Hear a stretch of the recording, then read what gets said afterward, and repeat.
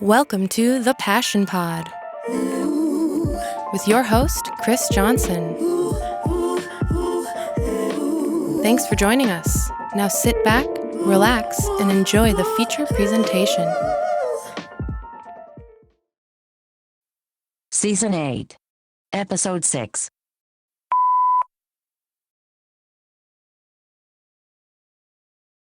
Welcome back, friends. Today we get to hang out in my dining room with a bit of a badass.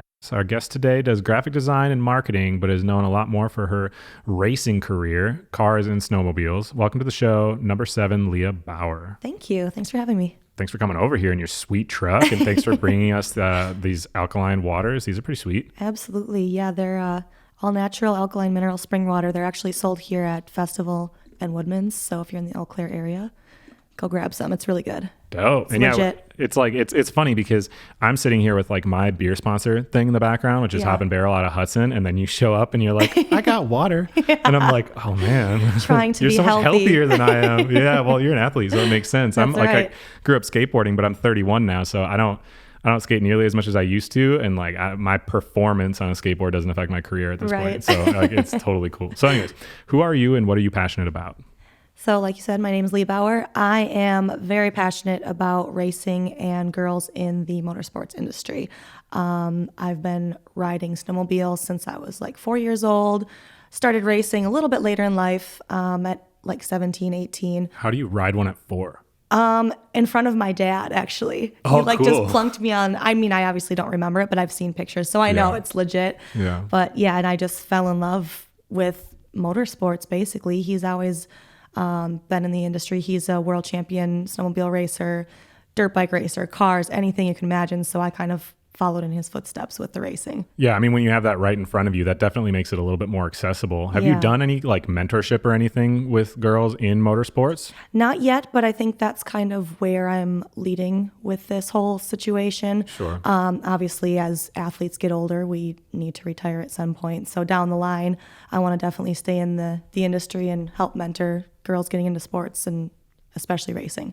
Yeah, I mean, it's actually kind of similar with the skateboarding world that like the female, like that side of the industry anyways, the number of girls skateboarding has skyrocketed in the last few years. And part of it, I think, has to do with the Olympics. Yeah. Because skateboarding has been a male-dominated sport forever. There's very few girls really skateboarding. And then it has slowly gained a little bit more. But then when the Olympics hit, all of a sudden there was a whole bunch of girl skateboarders, which anytime you have any kind of like mass media stuff, that works that way. So if you look at snowboarding, you probably remember that too if you're in the snow sports. Yeah.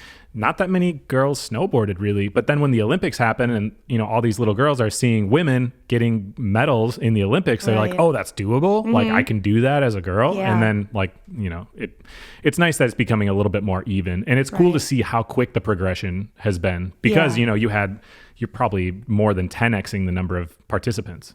So like the progression within the sport is like kind of intense. And I'm sure it's the same way going on with what you know in your industry. Yeah, for sure. So how can people best follow you, see your stuff? Because I was trying to like Google around and I saw some other interviews and whatnot, but maybe you can tell me better. But how can people best follow you, see what you do, and get in contact? I'm really big on Instagram right now. It's just Leah Bauer 07. And then I'm also on Facebook. I'm really bad. I run probably 7 different social media pages. So I'm really bad at checking things, but I'm also on Facebook. Leah Bauer 07 is my athlete page. So those two are my personal ones. And then I've also got the Iron Dog Team 2, which is a big race coming up that I'll be doing. So we have a Facebook page for that people can follow along on. It's a race in Alaska, so it's not easily accessible, but we'll be posting on there too. Yeah, and we'll get into that, but that's wild that like the sport that you do, you can't really like record it very easily. Like it's hard unless you're directly involved to really have a good perspective on what goes into that, which is really like kind of cool in its own way. Where'd the number 7 come from? It's actually, I mean, it's not really that cool of a story, but my dad, when he first started racing cars, he bought a race car and the number was 07. And so I've always wanted to race cars as well, and I figured, well, I'm going to have to be 107 if he's 07. So then I took 07 for my sled as my race number for that. So it was just kind of something that, you know, came about. Nothing really cool, but... No, I mean, it's cool that it comes down from family. Yeah. I think that's pretty rad. A lot of people use their birth dates. Like my cousins race snowmobiles too, and they're all using like the first or their month and their year or their month and the first of their day or whatever it is. But Sure. so I never did that. I just went with my dad's car number. Sure. No, I think that's a Stole cool. his number. I definitely think that's a cool story. So, growing up, your parents got divorced at some point, right? I have divorced They parents, did. but mine were when I was like already a grown man. I was 21 by the time that Okay, happened, so sure. it didn't really affect it. Yeah. But I know your parents got divorced, so when all of a sudden that split happens, I know from being a single parent, I have 2 girls. I have them every other week. Life with dad isn't the same as life with mom. Right. You know what I Oh, mean? yeah. So what was it like growing up as far as that? I know you've talked about it before, but can you kind Mm-hmm. of summarize that time frame of like growing up and getting into, cars and Yeah. all that stuff? Well, like I said, I've always been interested in motorsports and engines and working on things and doing the quote unquote cool stuff. But especially when my parents got divorced, I was, I think, like 9 or 10. And like my parents had us split half and half, half the week with mom and half the week with dad. But then every time it was with dad, it was like riding dirt bikes, riding snowmobiles, going for car rides. He collects old vintage cars. And so we'd always take a different car out every night and go for rides and get ice cream. And then my mom, we were always doing like the ball sports, like volleyball, softball, like very, I was always very athletic growing up. So you never had a day off. You were practicing literally all and the it's time. the same now. I mean, I sit still for 5 seconds and I get anxiety. I'm like, what? I need to be doing something. I can't be here. I got to be doing something at all times. But it was really good because I had the best of both worlds. I had the racing side of things and the action sports, but then I also had, my mom helped me with my schooling. So I had, very focused on school. I went to college, very focused on sports in school and that side of things as well. Sure. Where was this? Like, if he has all these different cars and you're like, it must have been out in the country, I'm assuming, right? Somewhere? Actually, not quite. When my parents got divorced, I grew up on a golf course. Cool. And so Which I was one? it's just the Medford T High Golf Course. I'm actually from Medford. Oh, Medford. Okay. Don't tell anybody that. Then talk about it Very, publicly. very small world. But yeah, so I grew up on a golf course, and my dad's shop it's still in town. It's just kind of out a little bit where there's a little bit more land. So that's basically where I grew up riding. And then there's a couple local tracks that I would just go play around at.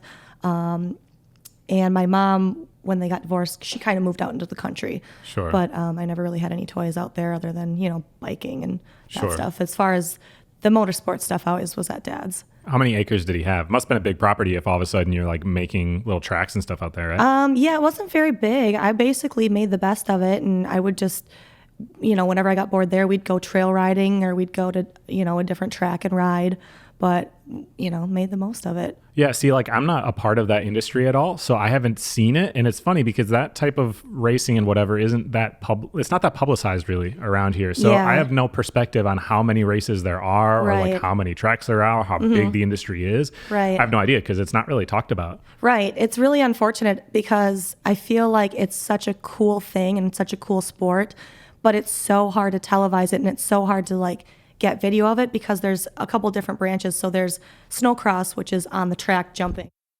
And then there's oval cross where you're just going on the ice in a circle. And then there's cross country, which I do. So cross country is basically like an endurance race. So it's long distance, which obviously you can't televise.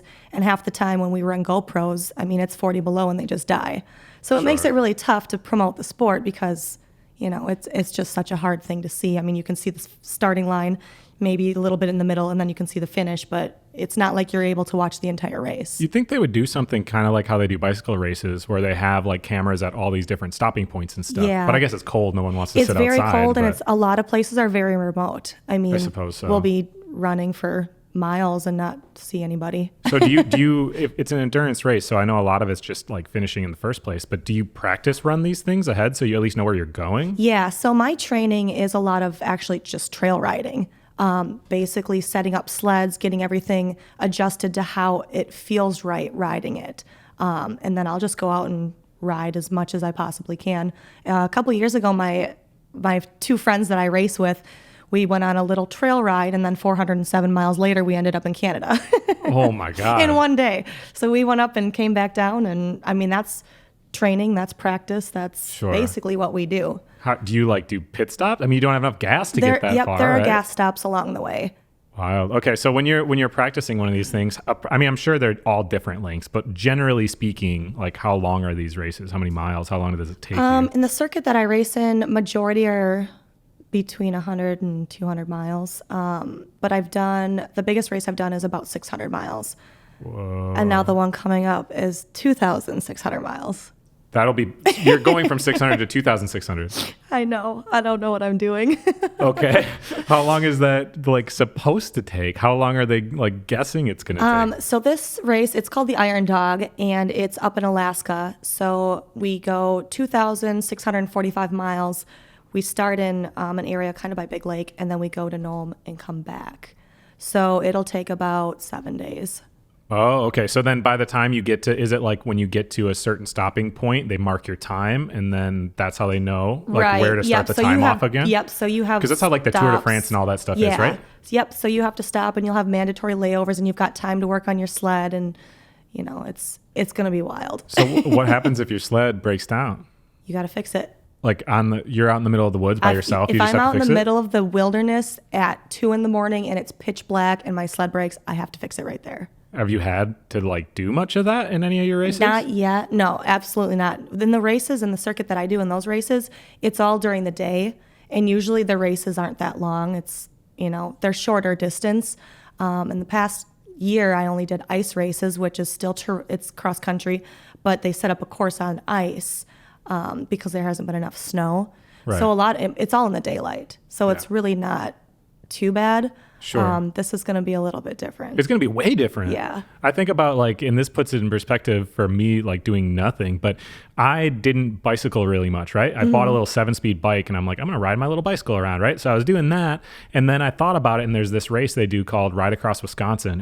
It's like just under 200 miles from Dubuque, Iowa to Kenosha. That's cool. And people bicycle race that in a day. Yeah. And I'm like, I'm not doing that in a day. But like, that sounds kind of cool. I was like, I want to do that. So I did it, but it took me 4 days. Oh my gosh. And the furthest I've ever ridden my bicycle before that was 25 miles. Like I did that randomly crazy. a couple of times, like weeks leading up. And I'm like, if I could do 25 miles, I could probably do 50 a day, 4 days in a row. Right. And like, I didn't bring any tools or anything. If a tire would have popped, I would have been screwed. Like, and thankfully it like worked out somehow, right. But a lot of times it really like, and I think you can probably agree with this, anything that has to do with endurance, it really is just like a mental battle more than it is anything else. It honestly is. And actually I was talking to some of the guys up there. I think I'm only one of 2 or 3 teams from the lower 48 states. Everybody else is in Alaska. So we're at a complete disadvantage down here. I mean, they've already been up there riding for 2 weeks. I mean, it's kind of a really big challenge, but they said that it definitely is a lot more mental than physical because you can be in the best shape of your life, but if you're not mentally prepared for this and you just start losing it and breaking down, it's not going to work. Yeah, I was running the other day and I ran like further than I ever have before, which wasn't that far. It was 4 miles, right? And normally I run like a mile or 2. Mm-hmm. And I came around and I'd ran 2 miles each of the days before this. And that's like not that far, obviously, but I'm not that in shape, but whatever. And I'm like halfway around my first mile and my legs are like, this is horrible. By the time I came around my first mile, I'm like, oh, my legs just went numb. Like, I'm good. And then I like went around the second mile and it felt exactly the same. Third mile, same. By the fourth mile, I'm like, I really need to come back in my house because my kids have been sitting here by themselves because I thought I was going to be gone for 10 minutes. So they probably thought you were dead. That's what I'm saying. But really, like, I wonder if if you have that same thing at a certain point, do your muscles kind of just numb up to a certain degree and you just kind of handle it? Yeah, I kind of actually get a second wind. I feel like the first 5 to 10 minutes are the worst. And I am struggling. And then finally I catch my second wind. And after that, I'm pretty okay for quite a while. Where's the second wind? Like how far in is the second wind? I mean, I'm basically, I don't know. It's like the first 5-10 minutes, I just am like, oh my gosh, this is going to be bad. I don't feel good. This is terrible. I want to be done now. Is it like anxiety or something? No, it's just, I just get tired. Sure. My muscles start cramping. And I think it could be anxiety. I think it's a lot of like nervousness and just excitement that my adrenaline is going. And then finally, once I get into a groove of things, then I kind of settle down and I'm breathing more and I'm just like feeling better. And then the rest of the race is just focusing on the race. Sure. Wow. Like I'm just like having a hard time even picturing how you're going to do 7 days in a row. But I mean, that's going to be pretty epic. So you were saying that you have to fix your snowmobile if it breaks down. Did you learn a whole lot of like fixing cars and all that stuff with your dad? Was that one of the things that you did when you were younger? Yes. You were very like 13 much so. And you were doing oil changes on everything? Yes, absolutely. Yep. Cool. 100%. I mean, and my dad owns a trucking company as well. So it's like if I mean, he would kill me if I couldn't back up a trailer or something. And people are just floored by it. I mean, I've got my big truck out there and I'm pulling trailers and I actually can parallel park this thing. And people are like, what is going on? And then for me to jump out of it, it's just like, mind blown. Yeah. Well, I mean, that's like the size of an entire parking space. Yeah. You have no wiggle room at all. It actually is really hard to park. I get embarrassed sometimes because I can't really see over the hood very well. Oh, no. So when I pull up to the lines, all of a sudden the lines are gone. So I just have to like wing it. And I'm guessing I'll get out and have to like shuffle back and like readjust. So I don't look like such an idiot. Do you park like way at the back of the... A lot of times I do, just because it's easier.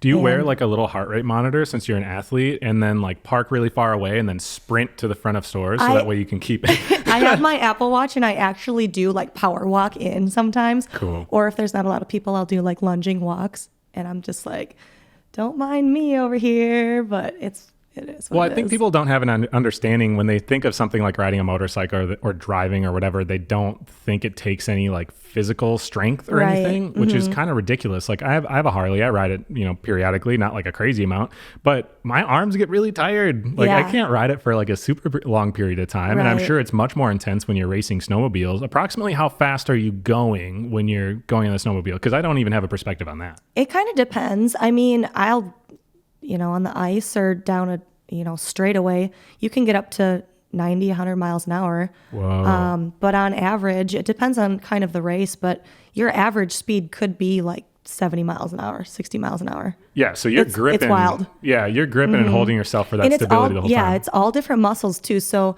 like my routine, obviously because we haven't had snow, I have been trying to get into the gym as much as possible. So I'll actually go to the gym for like 2 hours every single day. And I'll do an hour of cardio and I'll do an hour of weightlifting, and I'll get on a sled and I'll still be sore because it's completely different muscles. Yeah. Well, skateboarding is like that too. Like for us living here, we don't have indoor parks or anything. So it's always like the first few times going out in the spring after the winter. And I'm like, you can hardly walk. Yeah. I'm like, the inside's up by my crotch is sore. Like, why is it like that? I don't know that I have muscles there. I don't understand, It's crazy. Yeah. You have to build all that kind of thing up. Do you like have a special diet and stuff that you kind of stick to for all that too? I try to. Yeah, I actually really try to, because I've noticed so much that what I eat and drink definitely plays a big part on it. It's a huge impact. I mean, you see the Northern Chill sitting here. I actually used to drink a lot of energy drinks, and I reached out to these guys for a sponsorship, and coincidentally now I'm the marketing manager. But after drinking water, I feel so much better. My arm pump goes away. I can't keep drinking all those energy drinks. They're just terrible. And so it's like a better diet does really help. It's not just me trying to be like, oh, I'm on a diet. It's like, no, I need to fuel my muscles with good stuff. Yeah, well, what a lot of people don't realize is like when you see people on TV with those energy drinks, they're filled with water. Yeah. There's not energy drinks in there because these people can't be drinking that stuff. And it blows my mind that people, well, I get it. Again, we were just talking about marketing dollars and stuff. And it's like people will put a lot of money to make you think a certain thing. But so kids believe it and then they're drinking this stuff. But what blows my mind is you're seeing people in their like 20s having heart attacks. And it's like, really this scary. is not normal. This should not happen. And it's because they're pumping, like coffee's bad enough. And I'm definitely addicted to coffee. I know. But when all of a sudden it's like supercharging it and just putting it right into your veins, it like blows my mind. And I talked about running before, and I came around the 4th mile. Well, usually because I've been kind of running off and on for a few years. Usually it's my lungs and my chest that can't keep up. Like that's how it always had been. It wasn't my muscles. It's like, oh, my chest hurts. Like I can't, my heart's beating too fast. Now that wasn't the case. I wasn't even out of breath. And it really is, I think, the last year, like the last couple of years, but really this last year, I've been way more careful about my diet. Like I eat a lot more organic foods. I rarely ever go out to eat. A lot of days I just have like a protein and vegetables. And like I'm only 31. But I'm like, man, my arteries just are flowing better. Yeah. Just in that time frame. Yeah, you feel so much better. For me, and I'm terrible because I have a really bad sugar tooth. So it's like, What's your favorite snack? Probably ice cream. I just go for ice cream all the time, just spoon it in. Do you buy them like from Culver's? Well, I guess that's custard. I try not to. What's your favorite kind of ice cream? Usually I just go to like the store and get a big tub of it and sit in front of the TV and just like. Is it cookies and cream or what kind do you get? I actually really like birthday cake ice cream. What? I know it's weird. I don't know what my problem is, but I just love it. My favorite, random question anyways, but my favorite snack is chocolate covered raisins, and I get so much for that. Oh my God. Everyone just calls me an old man for it. Like every girl that I've ever like seen always makes fun of me for that. And I'm like, that is actually really funny. yeah, whatever. I think they're pretty good. What was the first race that you ever competed in? Because you said you rode snowmobiles from 4, but 17 was when you were racing. What was the first race? I think it was just a regional snowcross race. I actually started in snowcross with the jumps and on the that was in track and Wisconsin? stuff. That was in Medford. Okay. It was just a regional snowcross race right at the fairgrounds and actually right across from my grandma's house at the time. And I didn't really love it. I felt like it was really aggressive and I got kind of banged around a lot. People just run into you and land on you. I mean, it's pretty intense. Yeah. Yeah. And I just didn't really like it. And then from there I went to the ice ovals and that was fun, but I kind of got bored with it. And then It's like NASCAR. You turn to the left. You just keep going left. And I was good at it and it was fun. And Sure. But it just kind of got boring after a while. And that's when I got into cross country and I just loved it. Cause some of it's just a glorified trail ride. I mean, you're just hauling through the woods and Sure. it's super fun, but yeah, that's just kind of what stuck. And that's what I've been doing since, I don't know, 2014. I think I picked that up, 15. How old were you at that point? Let's not. Oh, okay. Well, We're not going to go there. I'm trying to get an idea of like college and racing. Like, because you went to college for graphic design, right? Not marketing. Did you? I did a little bit of marketing and then I've got a minor in business. Oh, okay. And then a minor in photography. So kind of a whole slew of things. But graphic design, I have a BFA in graphic design. What kind of role did racing have in your life while you were doing that? Because you moved from Medford you went to Stout. I went to Stout. Was that like the whole time you went to Stout? Yep. Okay. Were you racing and stuff during that? I didn't until after. It was just too hard. I had 2 jobs. I was playing volleyball. I was going to school. I mean, and I wasn't really a slacker either. I mean, I had 8 a.m. classes almost every day. It was like I was super into getting a degree and getting into the real world and start working. So, did you get like placement straight out of college then? I doing did. Graphic design? Yep, I did.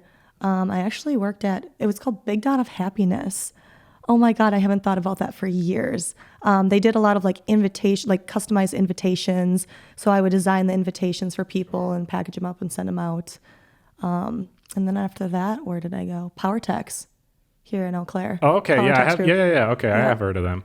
Was that like everything you dreamed it to be? Because I know, like, I know graphic designers, and usually they're very artistic people. And then when it's like, oh, I'm doing packaging for Target or I'm doing packaging for this, it's like not quite the creative realm they thought.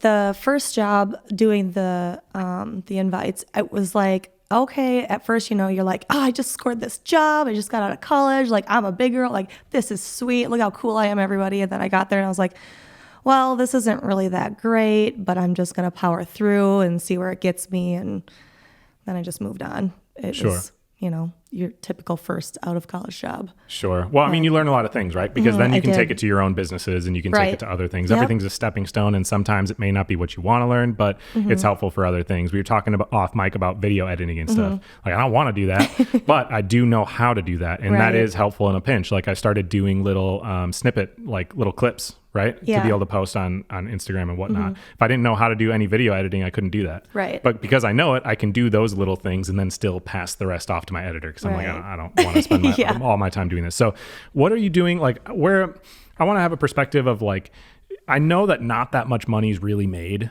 through this because obviously if it's not heavily televised, that means you're not a cash cow for anybody. So there's just not a lot of money involved. Right. So where does money come from? Like, how do you make a living? Is all of your money coming from I guess first you have to explain what currently do you do for money? Like, you have your own business. I know you work for Northern Chill. So can you describe what you currently do for that, and then how racing kind of plays a part as far as like finances and stuff? Sure. Yeah. So along with being the marketing manager for Northern Chill, I also do have a graphic design business that I kind of run on the side. I haven't done a lot with it lately, within the last probably year or two, just because Northern Chill takes up most of my time. And I also run their social media page. I do, a lot of their pictures. I do a lot of events. So those are basically my main sources of income right now. I do a little bit of modeling on the side. I do a little bit of promo stuff on the side. Like, I've done some photo shoots with Polaris and some of their new products coming out.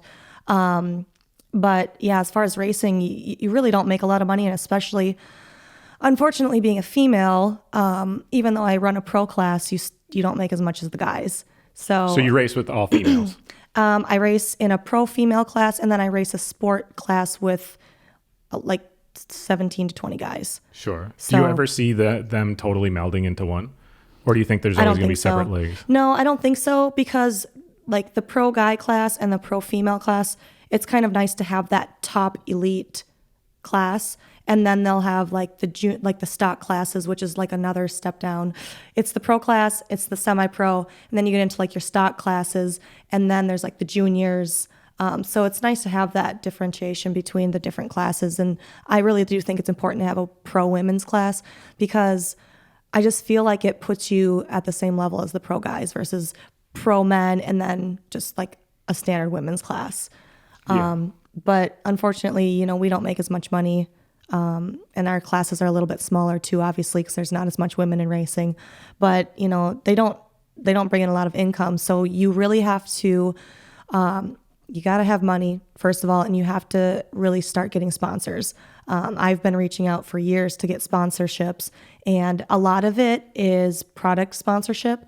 So, I'll get, Woody's carbides. They send me stuff all the time.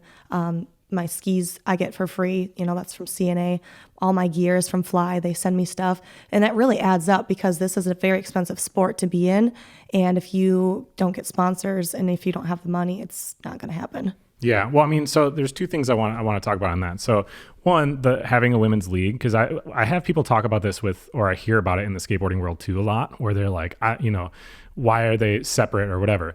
Well, there's so many more challenges and red tape in the way for a female to get into the sport in the first place. Mm-hmm. They have it's a lot harder for them to get into it. Mm-hmm. So naturally you can't expect the same things out of them, right? It's like if you have a world-class, let's say gym for gymnastics with coaches right there to train all of the boys, and the girls have a balance beam outside, and you're going to expect them to perform exactly the same. Right. You have way less people doing it. You don't have anyone really encouraging it. You don't have anyone cultivating the sport.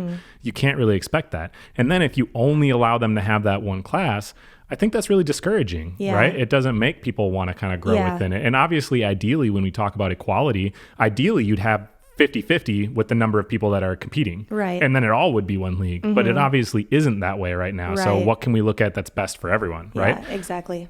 Now, as far as getting into the sport, obviously, privilege exists. I'm a white male. I'm fully aware that I'm super privileged. Like, I totally get that. Obviously, you were very privileged in the fact that you could get into the sport because your dad was already into the sport and these things were already around you. But for somebody that didn't grow up in that, or currently is really interested in it, because say they're listening to this episode and they're like, well, I want to do that. How can somebody get into it if they don't already have these things lined up? Obviously, you reach out to sponsors, but just if somebody reached out and said, hey, I don't really have any money, I'm just really interested, what would be your advice for that? Honestly, I always say it's not what you know, it's who you know. You basically, if you can find somebody that's already doing it or that's willing to help you.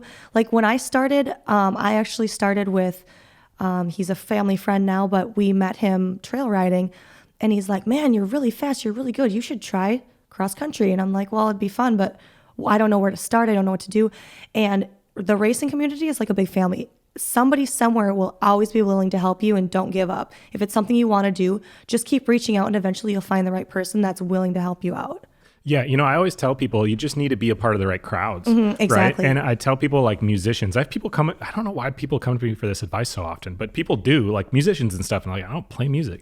You look like you play music. Yeah, kind of. I'm a rock star. But actually, what really people always tell me that I look like I sell drugs, and I'm like, come on, man, it's the gold teeth. Like I get searched every time that I fly. Oh no. Yeah, it's horrible. But what I always tell people, like musicians, or if you want to get into stand-up comedy or whatever, or art, you need to be in with the people that are currently cultivating that scene in that area. Right. So if you were to go to races and always be there and talking to everybody and supporting what they do, even if it can't be financially, an opportunity will pop up. Exactly. Because people are seeing that you really, really want it. Yes. Now, if you just randomly send an email, people aren't going to respond, right? Because why would they take money out of their pocket to try to help you? But people want to help people that are like genuinely really trying to do something, and especially when they see a little bit of themselves in that, and when there's a small community like that, you're going to see the same faces because there's not that many faces there. Absolutely. Right. So that's what I always suggest with like art and stuff too, because I've had people ask me like, well, how do you sell art? How do you get involved in art shows and stuff? Because I sell paintings and stuff. Right. And I'm like, well, I go to the art events. And then you're talking to them, and then they're Right. talking about the events coming up, and oh, you're right here. What do? You do art? Cool. You want to be in it? Like it's Right, like that's exactly. kind of how all Yeah. that type of stuff comes up.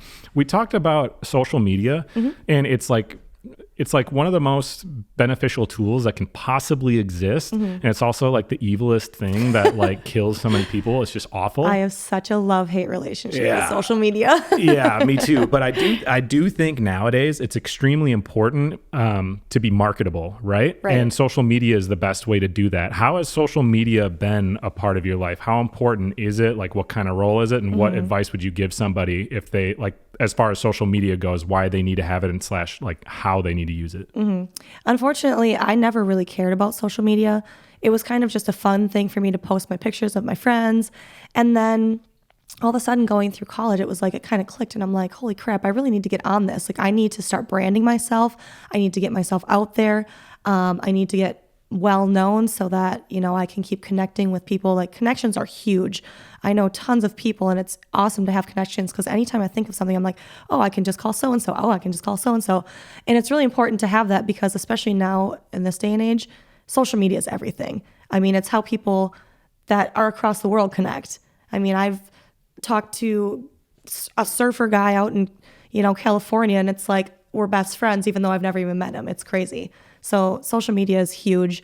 Marketing yourself is huge. It's basically how you exist these days. I mean, it's just crazy. Yeah. Well, you got to think, I always try to explain to people, athletes, anybody in that type of thing, athletes, you know, you're a marketing tool. Like that's all you are. And if you're not making the companies that you ride for, whatever you represent, if you're not making them money, you're not holding up your end of the bargain and you're Right. useless. It doesn't actually matter how good you are at it. It's whether or not they can make money off of how good you are at it. You just have to understand that that's part of the business, unfortunately. Like Right. that's how it works.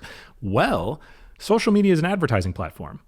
The more followers that you have, assuming they're genuine, are the more billboards you have on the highway. Who do they want to sponsor? They don't even care that much if, you know, somebody could be better than you and be placing higher than you. But if they don't have any social media presence, you're a much more valuable asset to them. Right. Because you're advertising for them. So I Right. always try to explain that because, you know, younger kids, they grew up in a different time frame where now social media has been part of the social hierarchy, right? That's why there's all this bullying and all that other stuff. So they attach it that way. Right. I'm at that like very sweet spot with the age that Facebook came out when I was like 18, you know, 17, 18, whatever, but it wasn't prevalent until I was in college. Right. And I was with my ex-wife from when I was 14. So, and I only went to college for a year before I dropped out because I'm like, I'm going to own my own business or I'm going to run. I don't need a business degree for what I'm Right. doing. Right. So to me, social media was just irrelevant from a personal standpoint. It's like, I don't need this for any reason at all. And then after I opened my business, I opened my shop when I was 23. It was like, I guess I should get an Instagram. And I started to see how that stuff worked. And then when I wanted to move into an entertainment sector, like the show, then it was like, okay, let me study how Instagram works. So I'm like familiar with how all this works. So that way I can take advantage of it and move in the right direction. Right. But to me, your follower account has nothing to do with your personal value,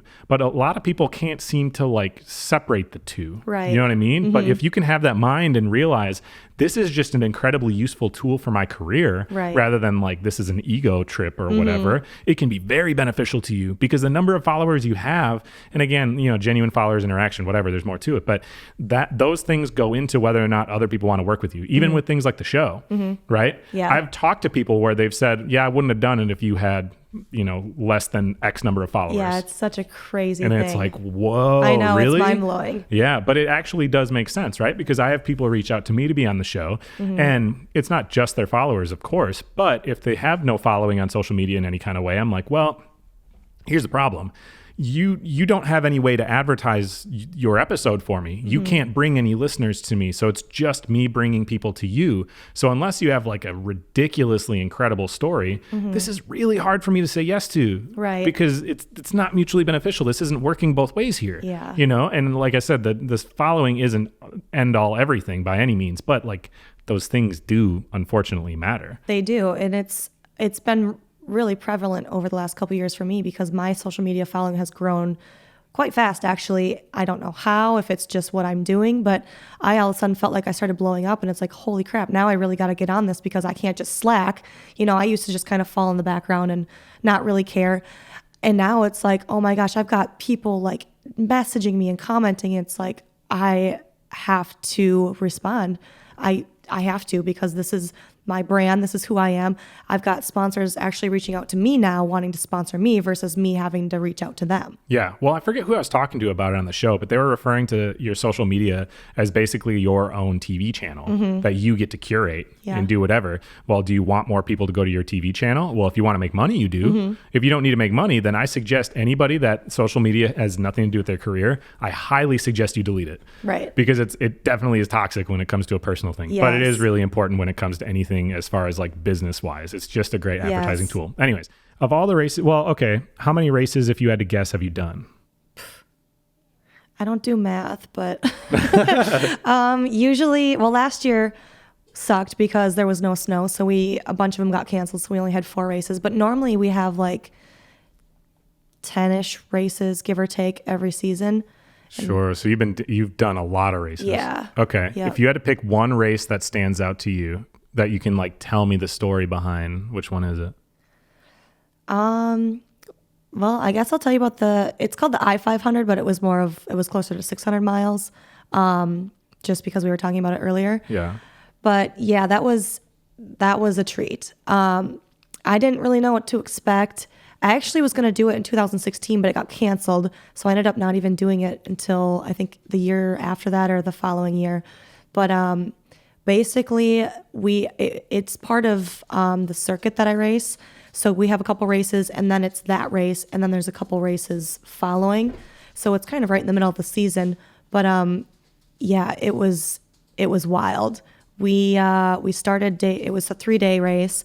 We started day 1, and it was actually from where were we? Winnipeg down to Bemidji, Winnipeg, Canada. We got to cross the border. It was pretty sweet, but I remember we started and it was like freaking 66 below with the wind chill, and I'm sitting there on my sled dying, and I'm like, what am I doing? Why am I doing this? Why am I doing this right now? So I took off, and they usually let us go 2 at a time or 1 at a time, and we took off, and my 2 teammates at the time were doing it. They both crashed in the first 5 miles, end over end, totaled sleds. It was just carnage. I mean, it's 60 below zero. You're in Canada.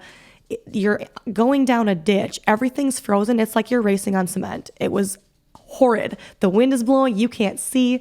So I'm going down the ditch here, and I'm like, okay, this is not going to end well. But I was pacing myself, and it was just sled here, parts there, people here. Finally, I get across the border. Day 2, I was the one that was crashing.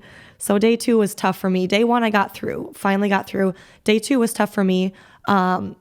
I crashed, I think, twice, and I ended up making it to that checkpoint or that finish of that day without a windshield, which I don't know if you've ever gone snowmobiling before, but you want a windshield. Well, yeah, I mean, it's like riding a motorcycle without one. Once you even go 50, you're just like... It's even colder without a windshield. How'd your neck hold up? It was terrible. I actually had frostbite on my hands. I had a little bit on my neck and a little bit on my cheek because I wear an open-faced helmet with goggles, and the goggles were just far enough apart that there was a little bit of skin showing.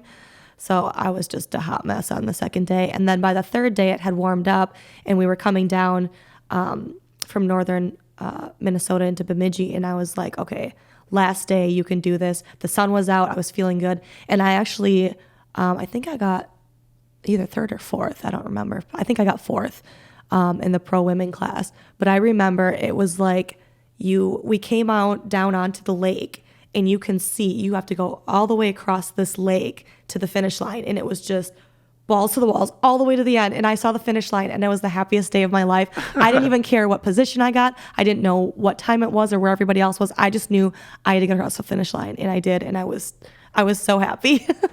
Well, yeah, you never feel that kind of joy. Well, that's the thing, right? You can't have happiness without sadness. You can't have that triumphant feeling without having that defeated feeling. Right. So, like, to have that kind of feeling is only because of how horrible it must have felt, like, hours earlier. Yeah, I had so many emotions over the 3 days. I couldn't believe it. I was just like, this is insane.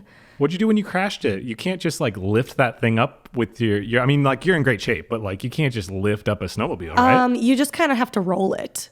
you just like, I don't know how to explain it, but so it's usually ends up either on its side or kind of halfway upside down. You just kind of grab the ski and pull it toward you.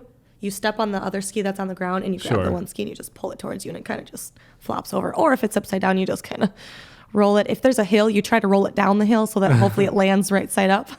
I'm just like picturing myself like ice underneath your feet while you're trying to get leverage and you're just trying to push it and the windshield's falling off. Yeah. And, the image in my brain anyways is like, how'd you do that? So you crashed, but obviously it still drove fine. Yeah, it was basically just plastics and crap that just broke off. Sure. When it's 60 below zero, your plastic breaks real fast. So there was no saving it. But yeah, it wasn't too bad. It was a little bent up. Sure. But it was still rideable. As long as you made it. Well, okay. So you talked about it way earlier about being like wanting to get into like to more of a mentorship role. I guess moving forward from here, right? You've been racing for quite a while. Like you've done more races than your math skills can keep up with. And you're doing, obviously you have a full-time career working for Northern Chill and for other people, but how are things moving in the future? Where are things kind of going? And like talk about the mentorship. Like how does that even look? Right. Well, I always, for the last probably 4 years, I've been telling my parents, this is my last year racing. This is my last year racing. This is my last year racing. So I'm not going to say this is my last year racing. But as far as what's to come, I definitely want to stay in with Polaris and working in the industry, mentoring, not only young girls, but young guys too. I mean, I've got a lot of young kids that looked up to me and want to get into the sport and have questions. And if I can be a step in the right direction or help them out any way possible, that's going to make me really happy. Have you ever like spoke at these events and things like that? I haven't, no, but it's definitely kind of on the radar for me. Is there coaching? Like, do people have coaches for this type of thing? I'm sure they do. Yeah, Sure. I don't, but I'm sure. Is that something you would do for like Yeah. maybe youth classes? Or, Yeah, you know what absolutely. I mean? Like younger kids?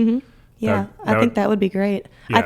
I think this industry and this sport specifically needs more of that because I think people just get in it, either through their family or friends, and it's just kind of a free-for-all. You just kind of figure it out and go for it. But it would definitely be helpful to have more mentors and people like that have gone through the industry helping ones that are just coming in. Well, with the snow, like global warming and everything, obviously we've been having less and less snow, it seems, year after year after year. Do you think the sport's still growing, or do you think the industry is slowly dying off? I don't know. That's tough because I feel like it's dying, but then when I kind of look at, the different, up and coming kids racing or the people who are still racing, it does seem like it's growing a little bit. At least the interest is? Yeah, the interest is definitely there. It's just, it is tough when, races are getting canceled because of lack of snow. Yeah. But, well, really, I think what it takes is getting some kind of mass media behind it. Because again, going back to skateboarding, just because that's what industry I'm really from, like the Olympics happening. Well, really before that, it's anytime there was a major boost. Like when I started skateboarding was when I was like 10. So this was around 2000 or so. That was because the Tony Hawk video game was like the biggest video game. Everyone had it, right? So a ton of kids got into skateboarding. After that, there was the whole Jackass Viva La Bam thing. So all these kids were in because of that. And then there was the EA Skate game series that came out. And then, the Olympics being the most recent one, that is when all of a sudden with that media coverage, it brings a bunch of people wanting to get into the sport. If they were all of a sudden to have some kind of media coverage of this type of thing, I think that's really what the industry needs in order to get it going, which is funny because you look at things like X Games and they have like the motocross. So like it is televised to a certain degree, that general type of thing. Right. But right now, what do you got to get on ESPN 8, the Ocho? Yeah. There's like no way that you can do that. Yeah. Okay. So moving forward for you, you're going to do that. What about like with Northern Chill with your business? Are you planning on opening like something totally on your own? Are you just going to keep going this route and see where it takes you, or what's up with that? Yeah. Northern Chill is really growing actually. And it's such a fun company to work for. I mean, my boss, he is a badass. He's so funny. He's a kid at heart. He's got snowmobiles and we've got a Razor Turbo 1000 and we've got all these cool trucks and a Jeep and all these fun things to do. And it's the cool water. It's the fun water. And so I definitely want to see where this is going to take us because it's growing fast and it's a pretty cool company to work for. Yeah, absolutely. And it's not killing you. Right. And as we all get older, our bodies slowly break down. So if you're having something that's not killing you, that's fantastic. Yeah. Okay, so I always ask the same two questions when we get towards the end of the show. And I sent them to you ahead of time so you could think about them. When you do things that you're really passionate about, you get to have really cool experiences, right? Such as that story that you just told me that was awesome. So hopefully you have another one. I assume you do. But you get to have a lot of really cool experiences that it's not like money or anything that you think of. It's like that moment when you cross that finish line. Can you share another story of an experience that you're really grateful for that you had that only happened because you chose to pursue racing? Yeah, I think probably would have been just this last summer. I got into racing cars with my dad a few years ago, and I finally got my own car to race. So it was fun because him and I were both racing, but we were both in the same car. And then finally, he was like, you got to get out of this car. I need my car back. Like, get your own car. So now we both have a race car, and it's fun because we're both racing in the same class. So now it's super competitive because we're both racing against each other. And this last summer, we were at Road America, which is in southern Wisconsin. It's our closest, probably our favorite track. And we were racing one of the big cup races where you have to go for time. So the race I was doing, you have to be at a 3-minute lap time or less. Oh, no, I'm sorry, 3-minute lap time or more. So if you go under 3 minutes, you break the time and you're out.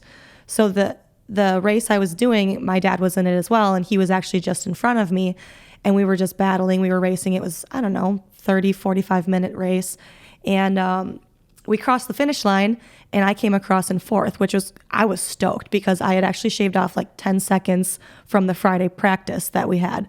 And I was like, yes, fourth place. I started in like 17th. This is awesome. Best day ever. Well, I get to our pits, and my dad is like, all salty. He's like, I can't believe this. I'm like, what's going on? He's like, oh, nothing. I just went too fast. And I'm like, what? I'm like, so I beat you? Well, not only did I beat him, but the other two guys with him also broke out in time. So that put me in first place. Oh, wow. So I had like 3 minutes and 2 seconds, and they had all under 3 minutes. So I actually beat all three of them who have been racing for like 20 years. Yeah. And this was actually my first cup race in this car. Yeah, and it's against your dad. And it's against my dad. Man, that's awesome. Yeah, it was awesome. He was a little salty and definitely gave me a ton of crap. But then, once I was up on the podium, I could see him kind of tearing up. So I knew he was super proud. But That's what I'm saying. At the same time, it's awesome. like having your kid like doing that with you. I'm sure just the entire race itself is like such a memory for him that he's going to be able to carry. Yeah, you're both going to be able to carry. It was. Yeah. That's incredible. Well, thank you for sharing that story. Yeah. I always ask this as well. I think you learn fastest when you make mistakes, right? Ideally, you can see other people's mistakes around you and you can learn from them. So that's why I bring this up on the show. But that is the fastest way that you learn. That's how you grow. Can you share a story of a mistake that you made that taught you something valuable that somebody listening might benefit from? Yeah. I'm not a very patient person. Me neither. At all. But I'm learning. And in one of I'll go back to racing again because it just sticks out in my mind. One of my races, I was just really anxious and I'm like, I got to get going. I got to get up front.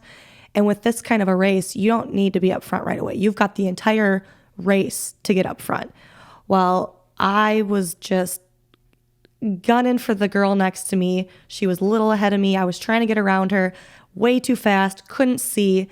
And I cartwheeled down the ditch at about 70 miles an hour and broke my shoulder, broke my ribs, ambulance ride, overnight stay in the hospital. That definitely taught me patience. And it definitely taught me that I need to not get so hyped up at the beginning of the race. I need to just stay calm and it'll come and just slow my roll. So I would say for anybody that's really trying to outdo themselves or go, balls to the walls right away, just be patient. I'm not good at patience. I'm not good at teaching patience, but it definitely has sometimes a better outcome if you're able to just kind of slow yourself down and wait for the good to come. If you're able to take the emotion out for a minute, step back, look logically and say, okay, I need to get to point B. That's a ways away, and that can be a race, but that can be in your career path. That could be in anything. I need to get to point B. How do I get there? you can't sprint for the next 5 years. Right. Like it's not possible, right? Right. You know, maybe you can at certain increments or whatever, but really if you can take a step back and realize, okay, well, what's sustainable? What can I actually do to get to this point? Right. And then stick to that, even though you have all this emotion. And this is me preaching when like I struggle with this too. I'm sitting here all the time. I'm like, oh, I want my show to be so much bigger. Oh, I want this to happen. I want this to happen with, you know, and it's like, well, I've actually done pretty good, I think, during my time frame, but like I expect so much more and I got to just got to slow down. But I totally agree. I think if you, like I said, if you look at where you want to get to and you lay out a roadmap rather than just like, I need to get there right this second, you can probably get there a lot faster and a lot safer and not have hopefully any injuries along the way. Okay, one more time. Where can people go and find you if they wanted to go hear, you know, see more about you, like see your races or whatever, get more familiar with you, and how can they get in contact again? Yeah, so I'm on social media. My Instagram is Leah Bauer 07 and my Facebook is Leah Bauer 07 as well. And then also, like I said, for my Iron Dog race that's coming up in Alaska, the best way to follow that race and all the updates is Iron Dog Team 2. What's the best way they can support you moving forward? Is there anything they can do with that race or anything? Or do you just appreciate messages through your DMs of like, hey, Leah, you're awesome? Yeah, just the messages are awesome. I will apologize in advance because I'm very bad at checking my messages and responding, but I will get to them eventually. We are also selling our clothing too. That just helps with, you know, any minor fees. I mean, there's a lot that goes into this. So we don't make a lot of profit, but we are selling our merchandise and every little penny helps. And it's nice to have the support and stuff from everybody. So yeah, monetary support. I mean, I always hate asking people for money, and then I kind of sell myself short, and I'm like, man, I'm spending thousands of dollars per season, and I'm like I'm not even making back what I spend the majority of the time, not including me investing in equipment and then all my time and my energy and everything else I'm doing. And I'm like, man, I'm really selling myself short because I don't want to be that guy that asks for money. But really, if you're giving your time and energy to something, you should make some kind of money for it. You know, I have kids to pay for and stuff. I got to make money. So there are ways. Monetary obviously is like the most helpful tool. Money's just a tool, but it's an extremely helpful tool. So you can go to passionpod.org. That has links to all my stuff. You can support me on Patreon. That's like a cool one. For $5 a month, you get discounts at a bunch of stores in town, including my own. Obviously, that's a great way to support me. But still, sharing things on social media is like a really easy way that anyone can support each other. Thank you for joining us for this episode of The Passion Pod. We hope you enjoyed it as much as we did. We'll see you soon.